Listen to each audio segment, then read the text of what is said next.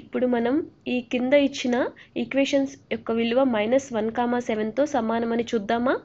మొదటి equation x+2y = 13. Second equation 3x - y = -11. ఒకవేళ -1,7 ఈ ఈక్వేషన్ యొక్క విలువ అయినచో ఈ విలువ ఈ ఈక్వేషన్లో సబ్స్టిట్యూట్ చేసినచో ఆ విలువ ఈ ఈక్వేషన్కి సాటిస్ఫై అయినట్లు.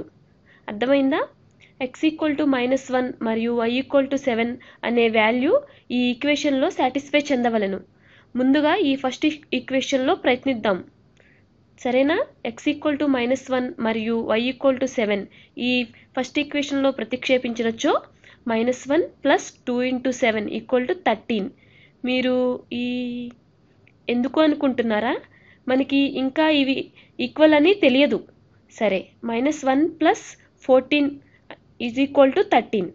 -1 + 14 = 13 అంటే 13 = 13.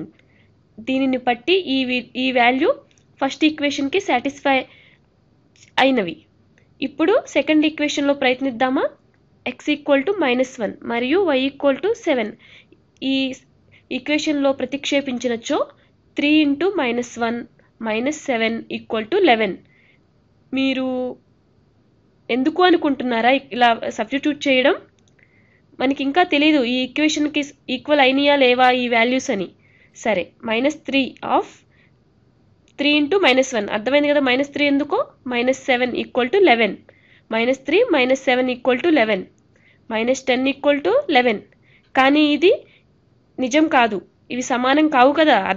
మీకు తెలుసు కదా ఇవి. దీనిని బట్టి ఈ వాల్యూ సెకండ్ ఈక్వేషన్లో సాటిస్ఫై చెందలేదు అని అర్థమవుతుంది. అవునా? దీనిని బట్టి ఈ వాల్యూ -1,7 అనే వాల్యూ ఈ 2 ఈక్వేషన్స్కి మొదటి ఈక్వేషన్లో సాటిస్ఫై అయినది, సెకండ్ ఈక్వేషన్లో సాటిస్ఫై అవ్వలేదని అర్థమైంది. అవునా?